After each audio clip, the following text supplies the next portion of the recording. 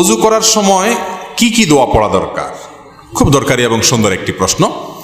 অজু করার সময় আমরা কোন কোন দোয়া পড়ব? অজুর শুরুতে দোয়া আছে, শেষে দোয়া আছে। দোয়া মানে জিকির। নবী করিম সাল্লাল্লাহু আলাইহি সাল্লাম থেকে তিরমিজি বর্ণিত হাদিসে আমরা জানতে পারি, তিনি ইরশাদ করেছেন, লা ওযু লিমান লাম ইউসাম্মিল্লাহ, যে ব্যক্তি বিসমিল্লাহ বলল না তার অজু পূর্ণাঙ্গ হবে না। অজু হবে কিন্তু অজু কি হবে না? পূর্ণাঙ্গ হবে না, অজুতে অপূর্ণতা থাকবে। এই জন্য অজুর শুরুতে বলতে হবে বিসমিল্লাহ। কি বলতে হবে? বিসমিল্লাহ বলে এরপরে অজু শুরু করতে হবে। আমাদের অনেকেই আছি, আমরা ওই যে মোবাইলের ব্যস্ততা, নানা ব্যস্ততার কারণে আমরা এসে ট্যাপটা ছেড়ে দিয়েই হুট করে হাত ঢুকে দিয়ে আমরা অজু শুরু করে দিই। বিসমিল্লাহ বলার আর খোঁজ খবর। অনেক ইমামদের মতে বিসমিল্লাহ না বললে অজুই হবে না, যদিও এটা মুফতাবিহি বা ফতোয়া নাই কথার উপরে। এ কথা চাইতে অজু হয়ে যাবে এটাই সঠিক, কিন্তু অজু যদি বিসমিল্লাহ বলা ছাড়া করেন মানটা একটু কম হবে, তরকারি লবণের কমের মতো, এটার কোয়ালিটি একটু কম হবে, কোনো রকম হলো আর কি।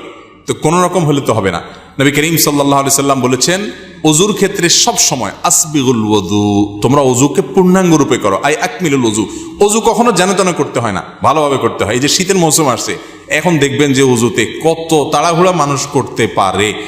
গরমের সময় দেখবেন অজুখানা সিরিয়াল লেগে থাকে, আর শীতের সময় অজুখানা সব সিটগুলো খালি, কারণ আসরের অজু দিয়া এশা পার করার বুদ্ধি।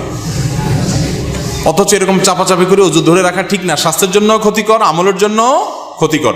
এই জন্য ওয়াইলুল লিল আকাবিরিন নার হাদিসে আসছে, পায়ের গিরা, গোড়ালি, এই যে চিপা চাপা আঙ্গুলের শুকনা থাকে, এগুলো বিশেষ করে শীতের সময়, অন্য সময় তো বটেই, শীতের সময় বিশেষভাবে এগুলোকে যত্ন সহকারে ধুইতে হয়। যাই হোক, তো অজুর শুরুতে বিসমিল্লাহ বলতে হবে। কি বলতে হবে?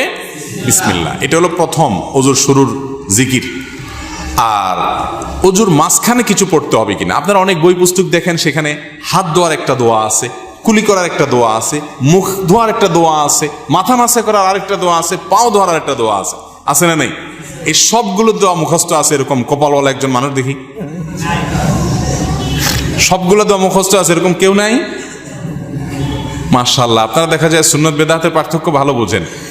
যাক, এটা বিশুদ্ধ কোনো হাদিস দ্বারা প্রমাণিত নয় যে সকল অঙ্গ প্রত্যঙ্গে আলাদা আলাদা দোয়া আছে, তাহলে তো একজনের অজুতে 10 মিনিট করে লাগবে, ঠিক না? অজুর শুরুতে শুধু বিসমিল্লাহ পড়বেন, এটি হাদিস দ্বারা প্রমাণিত, যেটি বললাম তিরমিজির হাদিস। আর শেষে একটা দোয়া আছে, একটা বাক্য আছে, কালিমায়ে শাহাদা। সহিহ মুসলিমের হাদিসে আসছে, নবী করিম সাল্লাল্লাহু আলাইহি সাল্লাম বলেছেন, কেউ যদি অজু সুন্দরভাবে করে, ভালো করে কুলি করে, ডলে ডলে অজু করে, এরপরে শেষে যদি এই বাক্যটা পড়ে, তাহলে জান্নাতের 8টা দরজার সবগুলো একসাথে খুলে যায় এবং সে যে কোনোটা দিয়ে প্রবেশ করতে পারে। সে বাক্য হলো কি? সে বাক্য হলো আশহাদু আল্লা ইলাহা ইল্লাল্লাহু ওয়াহদাহু লা শারীকা লাহু ওয়া আশহাদু আন্না মুহাম্মাদান আবদুহু ওয়া রাসূলুহু। ওযু শেষ এই কালিমা শাহাদা পাঠ করবেন। এটাকে আমি বলি, এটা হলো জান্নাতের 8 দরজার কমন রিমোট। এক রিমোটে 8 দরজা খুলে যায়, এরকম একটা আমল। কিন্তু শুধু দোয়া পড়লে হবে না, অজুটা সুন্দর করে করতে হবে, শীতের ভয় করা যাবে না, ডলে ডলে ধুইতে হবে, পানি অপচয় করা যাবে না, শুরুতে বিসমিল্লাহ বলতে হবে, মেসওয়াক করতে হবে। মেসওয়াক ছাড়া অজু কখনো পূর্ণাঙ্গ হয় না। মেসওয়াক কয়জনের পকেটে আছে যদি আমি এখন জিজ্ঞেস করি, আমি নিশ্চিত 10টা হাতে উঠবে না। আমি কি ভুল বলছি? বেশিরভাগ মানুষ আমরা মেসওয়াক করি না। মেসওয়াক একটা ডাল রাখবেন পকেটে। আমি চেষ্টা করি আমার পরিবারের সকল সদস্যদেরকে মেসওয়াকে অভ্যস্ত করতে। মেসওয়াকের মাধ্যমে ঈমান তাজা হয়, ঈমান তাজা হয়, এর সাথে ব্রেনের নার্ভের সম্পর্ক, ঈমান তাজা হয়। মেসওয়াক করবেন।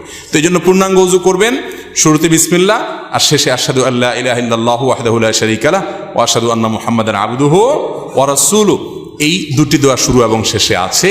এই শেষেরটা মুসলিমে বর্ণিত আছে। তিরমিজিতে আরেকটি দোয়া আছে, আল্লাহুম্মা জাআলনি মিনাত তাওয়াবিন ওয়া জাআলনি মিনাল মুতাতাহহিরিন। আল্লাহ আমাকে তওবাকারীদের শামিল করেন, পবিত্রতা অর্জনকারীদের শামিল করেন। কারণ আল্লাহ তাআলা কোরআনে বলছেন, ইন্নাল্লাহা ইউহিব্বুত তাওয়াবিন ওয়া ইউহিব্বুল মুতাতাহহিরিন।